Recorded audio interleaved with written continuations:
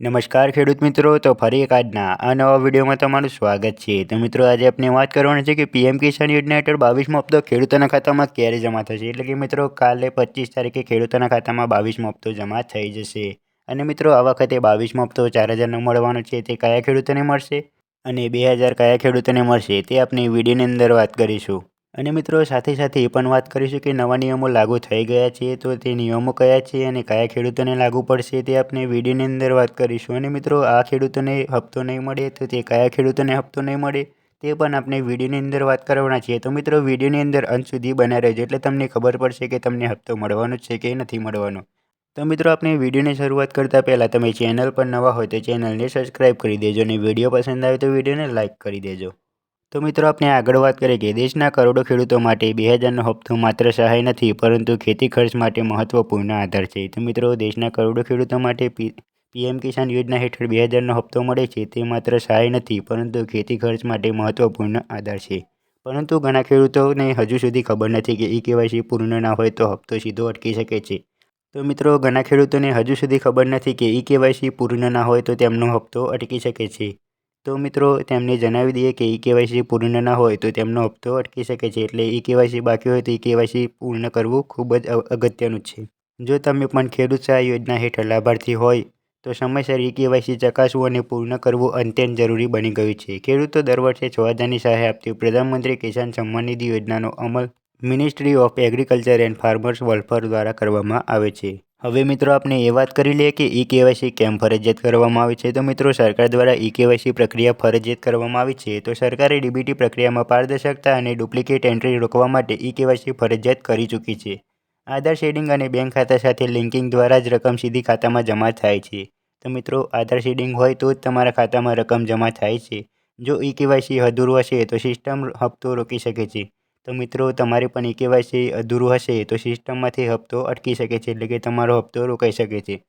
ઘણા કેસોમાં માત્ર ઈ-કેવાયસી ન હોવાના કારણે 2000નો હપ્તો જમા થતો નથી। તો મિત્રો, ઘણા બધા ખેડૂતોને ઈ-કેવાયસી ન હોવાના કારણે પણ 2000નો હપ્તો અટકી શકે છે, એટલે કે તમારે ઈ-કેવાયસી કરાવવું ખૂબ જ અગત્યનું થઈ ગયું છે। તો મિત્રો, ઈ-કેવાયસી પૂર્ણ કરી લેજો।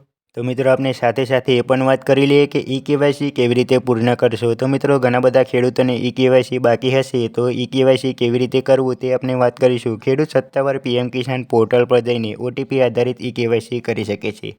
તો મિત્રો, તમે પણ પીએમ કિસાન પોર્ટલ પર જઈને ઓટીપી આધારિત ઈ-કેવાયસી પૂર્ણ કરી શકો છો। આધાર સાથે લિંક મોબાઈલ નંબર હોવો જરૂરી છે। તો મિત્રો, તમારે ઈ-કેવાયસી પ્રક્રિયા પૂર્ણ કરવા આધાર સાથે લિંક મોબાઈલ નંબર હોવો ખૂબ જ જરૂરી છે। જો મિત્રો, ઓટીપી દ્વારા સમસ્યા આવે તો નજીકના સીએસસી સેન્ટર પર જઈને બાયોમેટ્રિક કેવાયસી પણ કરાવી શકો છો। પ્રક્રિયા થોડા જ મિનિટોમાં પૂર્ણ થઈ જાય છે। તો મિત્રો, તમારે પણ ઈ-કેવાયસી બાકી હોય તો ઓટીપી આધારિત કરી શકો છો અથવા સીએસસી સેન્ટર પર જઈને બાયોમેટ્રિક કેવાયસી કરાવી શકો છો। તો મિત્રો, આ રીતે ઈ-કેવાયસી પૂર્ણ કરી શકો છો। હવે મિત્રો, આપણે આગળ વાત કરી લઈએ કે હપ્તો અટકવાના અન્ય કારણો કયા હોઈ શકે છે। તો મિત્રો, બેંક ખાતું નિષ્ક્રિય હોવું, આધાર અને બેંક ખાતામાં નામ મિસમેચ હોવું અથવા જમીનના રેકોર્ડ અપડેટ ન હોવા પણ હપ્તો અટકવાનું કારણ બની શકે છે। લાભાર્થીની યાદીમાં નામ છે કે નહીં તે પણ સમયસર ચકાસવું ખૂબ જ જરૂરી છે। તો લાભાર્થીની યાદી અને સ્ટેટસ કેવી રીતે ચકાસશો? તો મિત્રો, પીએમ કિસાન પોર્ટલ પર નાવ યા સ્ટેટસ વિકલ્પ દ્વારા અરજી સ્થિતિ જાણી શકો છો તમે। રાજ્ય, જિલ્લો અને ગામ પસંદ કરીને લાભાર્થીની યાદીમાં નામ ચકાસી શકો છો તમે। જો કોઈ ભૂલ જણાય તો સ્થાનિક કૃષિ કચેરીનો સંપર્ક કરવો જોઈએ। તો મિત્રો, તમારું નામ પણ નવી લાભાર્થીની યાદીમાં નથી આવ્યું તો તમે કૃષિ કચેરીનો સંપર્ક કરીને જાણી શકો છો કે નવી લાભાર્થીની યાદીમાં તમારું નામ કેમ નથી આવ્યું, કયા કારણોસર તમારો હપ્તો અટકી ગયો છે। તો મિત્રો, આપણે આગળ વાત કરીએ કે સમયસર ચકાસણી કેમ મહત્વપૂર્ણ છે। તો હપ્તાની તારીખ જાહેર થતાં પહેલાં તમામ વિગતો અપડેટ કરાવવી જરૂરી છે। છેલ્લી ઘડીએ સુધારો કરવાથી ચૂકવણી મોડું પડી શકે છે। તો મિત્રો, છેલ્લી ઘડીએ સુધારો કરવાથી ચૂકવણીમાં મોડું પડી શકે છે। સમયસર ઈ-કેવાયસી પૂર્ણ કરવાથી હપ્તો સીધો ખાતામાં જમા થશે। ખેડૂત સહાય 2025 અંતર્ગત 2000નો હપ્તો મેળવવા ઈ-કેવાયસી પૂર્ણ કરવું હવે ફરજિયાત બની ગયું છે। નાની ભૂલ અથવા અધૂરી માહિતીને કારણે હપ્તો અટકી શકે છે। તેથી તરત જ સત્તાવાર પોર્ટલ પર જઈને ઈ-કેવાયસી અને બેંકની વિગતો ચકાસી લો। યોગ્ય સમયે કાર્યવાહી કરશો તો હપ્તો સમયસર મળશે।